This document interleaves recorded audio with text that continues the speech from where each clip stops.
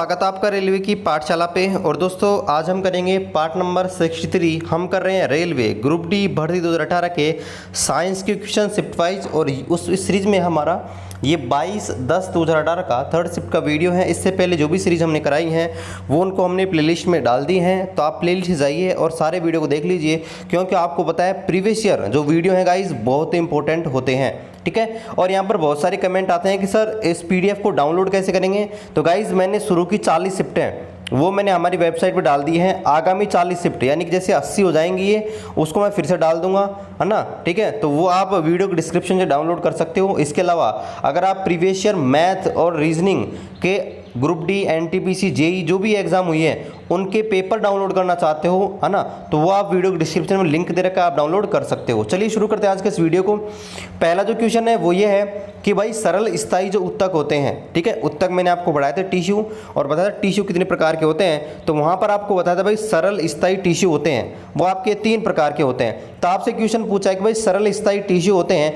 वो कितने प्रकार के होते हैं, 3 प्रकार के, तो कौन कौन से हैं। तो देखिए ये होते हैं पैरेन्काइमा, कोलेनकाइमा और स्क्लेरेन्काइमा। पैरेन्काइमा होता है इसमें अंतरकोशीय स्थान पाया जाता है, ठीक है। कोलेनकाइमा होता है ये पेड़ पौधों में लचीलापन प्रदान करता है ना।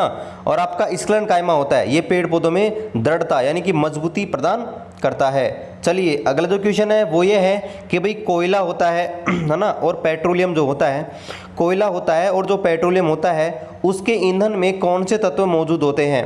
अब देखिए दोस्तों कल ये क्वेश्चन जो पूछा गया था ना उसमें आपका इस प्रकार से था कि जब हम कोयला और पेट्रोलियम को जलाते हैं, है ना, तो उसके जो ऑक्साइड होते हैं वो किसके बनते हैं, ठीक है।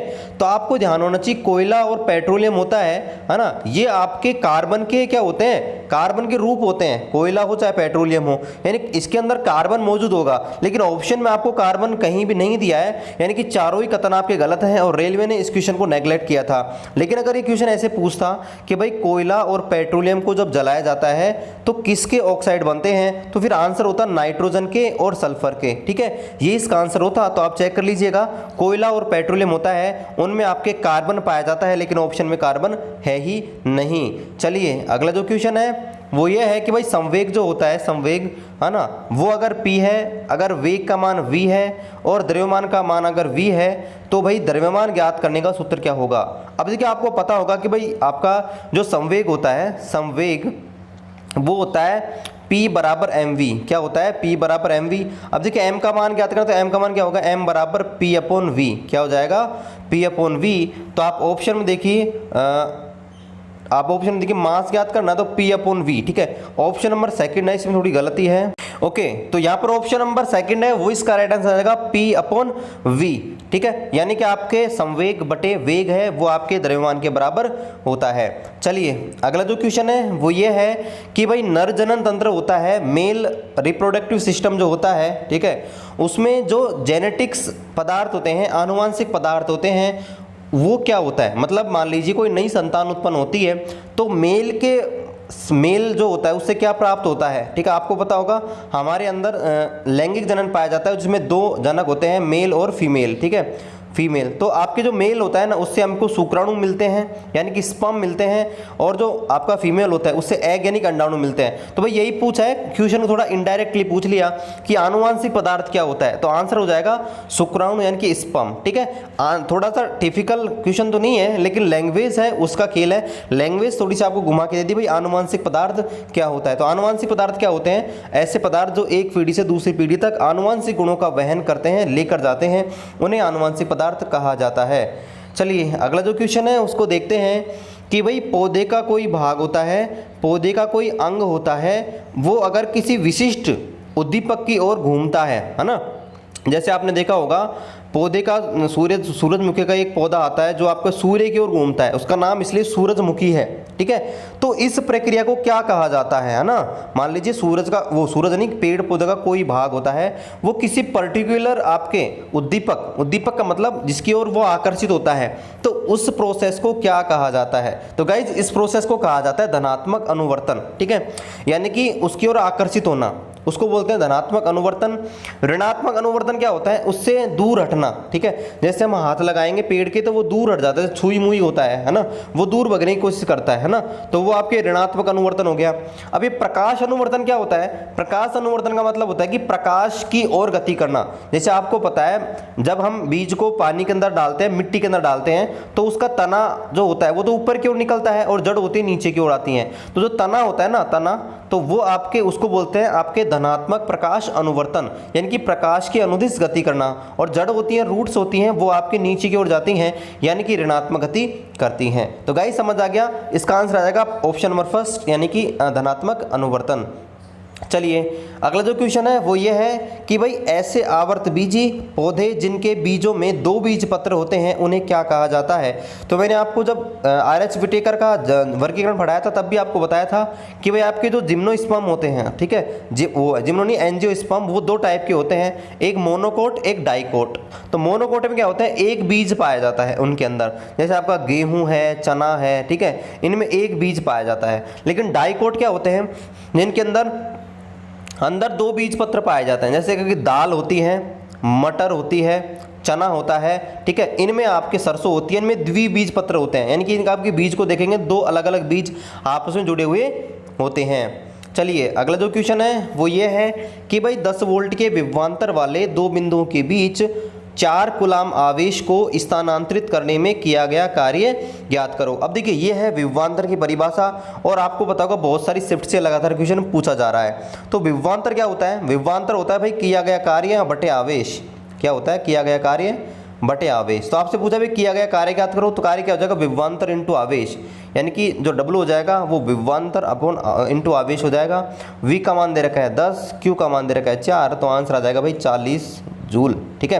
आंसर क्या आएगा, 40 जूल है, वो इसका राइट आंसर आ जाएगा 40 जूल। चलिए अगला जो क्वेश्चन है बहुत ही सिंपल सा है कि भाई कार्य करने की जो गति होती है उसे क्या कहा जाता है। तो बिल्कुल सिंपल सा है, कार्य करने की गति होती है उसको बोलते हैं शक्ति।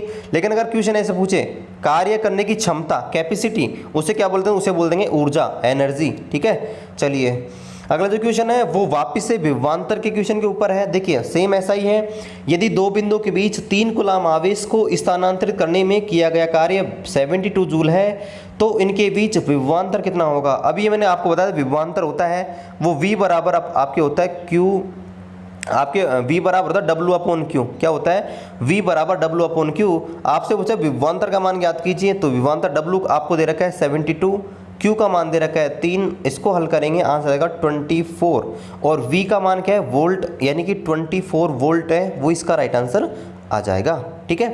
चलिए अगला है, आपको 2 स्टेटमेंट दे रखे हैं, आपसे पूछा है भाई कौन सा स्टेटमेंट है वो आपके सत्य है।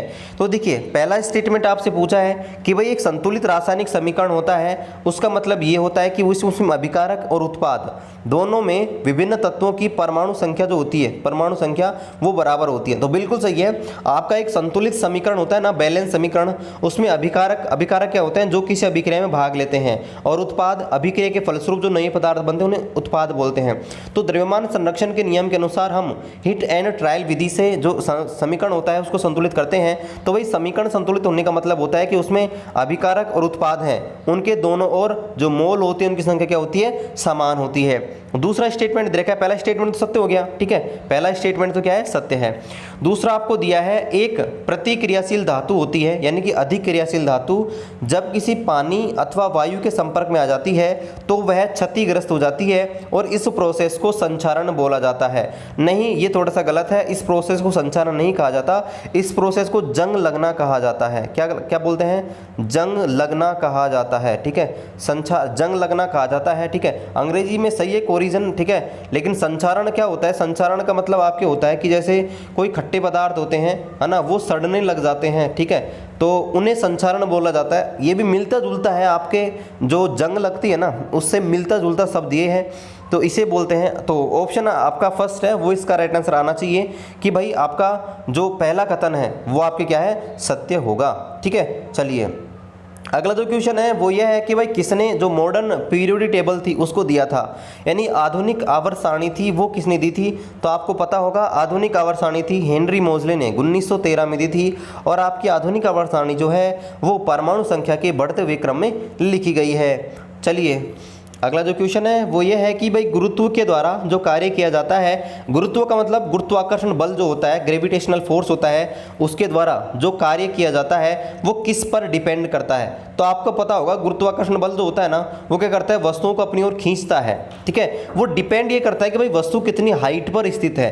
तो ऑप्शन नंबर आपका हो जाएगा सेकंड, है ना, कि वस्तु की आरंभिक और अंतिम अवस्था में जो परिवर्तन होता है ना, ये नहीं होगा, है ना, सेकंड नहीं होगा, थर्ड होगा कि वस्तु की आरंभिक और अंतिम अवस्था की जो ऊर्ध्वाधर ऊंचाई होती है ना, इसके बराबर आपका जो किया गया कार्य होता है वो होता है। और मैं आपको बता दूं जो गुरुत्वीय बल होता है ना, वो जो कार्य करता है उसको आप बोलते हैं स्थितिज ऊर्जा। क्या बोलते हैं? स्थितिज ऊर्जा, यानी कि mgh, यानी कि गुरुत्वीय बल के द्वारा जो किया गया कार्य होता है उसे स्थितिज ऊर्जा के रूप में परिभाषित किया जाता है। तो आपको पता होगा ये हाइट के ऊपर डिपेंड करता है मेनली। तो ऑप्शन नंबर सेकंड है वो इसका राइट आंसर आ जाएगा।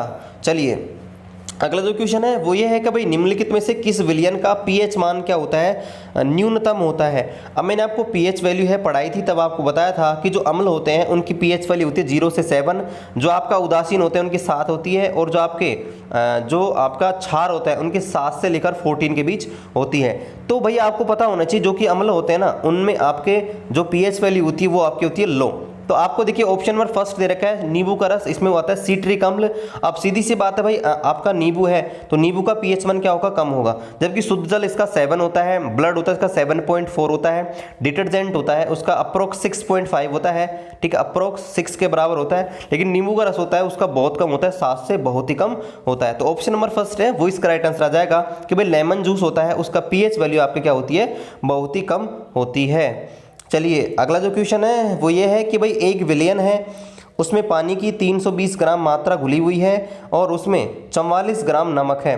तो आपसे पूछा है द्रव्यमान प्रतिशत के द्वारा इसके विलयन की सांद्रता आप ज्ञात कीजिए। अब देखिए मैंने आपको बताया था केमिस्ट्री के अंदर न्यूमेरिकल कराया था तब कि भाई विलयन के संदर्भ में आपके द्रव्यमान के संदर्भ में जब विलयन की सांद्रता ज्ञात की जाती है तो उसका सूत्र होता है विलय का भार बटे विलयन का भार और इनटू आपके 100। तो भाई विलय क्या होता है, वो पदार्थ जो घुलता है, घुलता क्या है, नमक, यानी कि 44 ग्राम, बटे विलयन क्या होता है, विलय प्लस विलायक, दोनों का ऐड कर दीजिए, 320 प्लस 44 कितना हो जाएगा 364, और इसको मल्टीप्लाई कर दीजिए 100 से, ठीक है। तो हल कर लेना, आंसर जो भी आएगा वो आ जाएगा। आंसर अप्रोक्स 11 पॉइंट कुछ आना चाहिए इसका, ठीक है। आप हल कर लेना, इस प्रकार से इसको हल कर लेना है, ठीक है।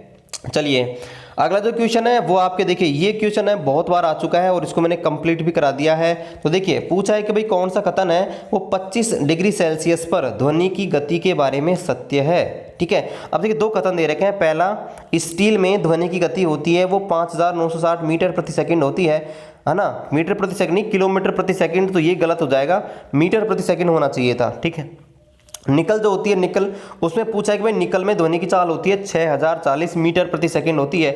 भाई दूसरा कथन है बिल्कुल सही है, लेकिन पहला कथन है वो आपके क्या है, गलत है, ठीक है। तो पहला कथन गलत है क्योंकि यहाँ पर किलोमीटर प्रति घंटे दे रखा है, वो किलोमीटर प्रति सेकंड, मीटर प्रति सेकंड होता तो पहला कथन सत्य होता। तो इसमें आंसर आ जाएगा केवल सेकंड कथन है वो आपके क्या है, सत्य है। चलिए अगला जो क्वेश्चन है वो ये है कि भाई 12 किलो की वस्तु है, उसको जमीन से एक निश्चित ऊंचाई पर उठाया गया है और यदि इसकी स्थितिज ऊर्जा 480 जूल है तो इसकी ऊंचाई ज्ञात कीजिए।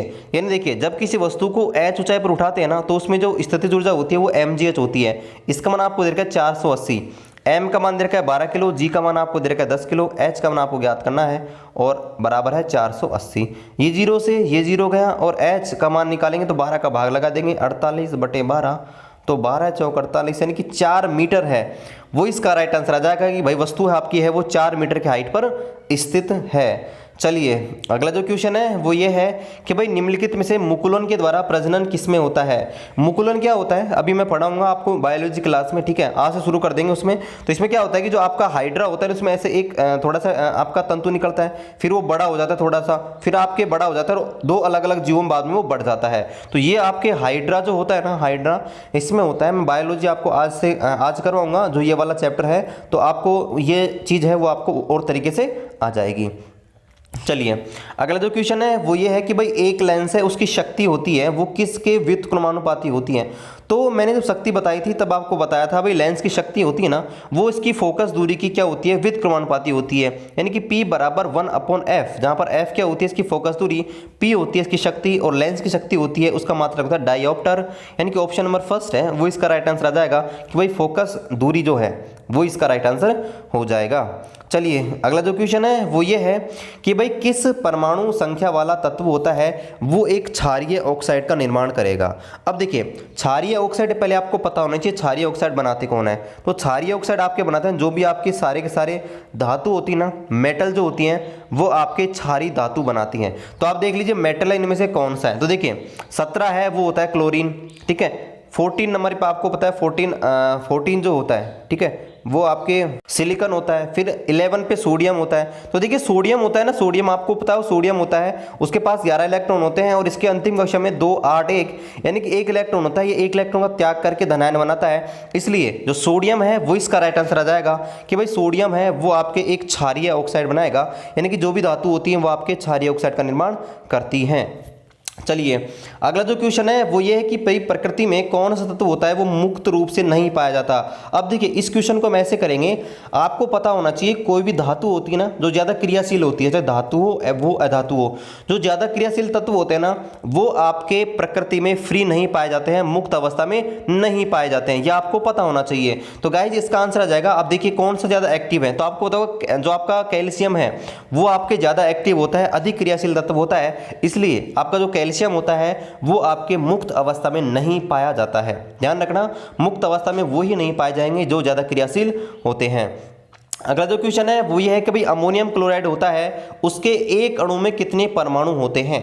अब पहले आपको इसका सूत्र आना चाहिए। अमोनियम क्लोराइड होता है उसका सूत्र होता है NH4Cl। क्या होता है NH4Cl, ये आपके अमोनियम क्लोराइड का सूत्र होता है। आप गिन लीजिए, देखो एक अमोनिया है, ठीक है, आपके 4 इसमें हाइड्रोजन है, 1 Cl है, तो भाई कितने परमाणु हो गए ऐड कर लीजिए, ठीक है, 1 4 5 और 1 6, कितने हो गए 6। तो आंसर आ जाएगा भाई 6 परमाणु इसके अंदर होते हैं। परमाणु क्या होते हैं, परमाणु आपका किसी भी तत्व का वह छोटा भाग होता है जो किसी रासायनिक अभिक्रिया में भाग लेता है, लेकिन ध्यान रखना यह आपकी स्वतंत्र अवस्था में नहीं पाया जाता है।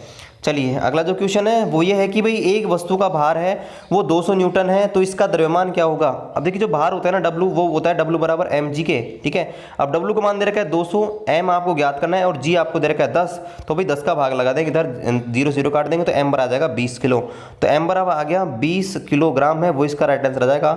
बहुत ही सिंपल सा क्वेश्चन है अगर आप शुरू से हमारी सीरीज देख रहे होंगे तो।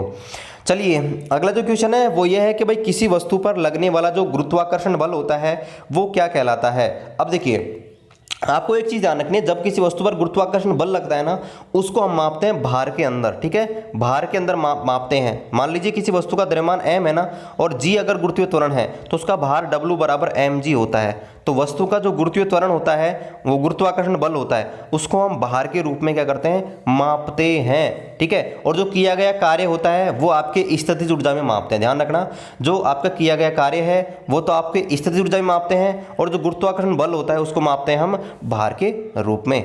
चलिए आज का लास्ट क्वेश्चन है कि भाई चंद्रमा पर किसी सतह पर वो धरती की किसी सतह पर एक वस्तु का जो भार है वो आपके 60 न्यूटन है तो चंद्रमा पर इसका भार क्या होगा। अब देखिए भार होता है W बराबर mg। क्या होता है W बराबर mg।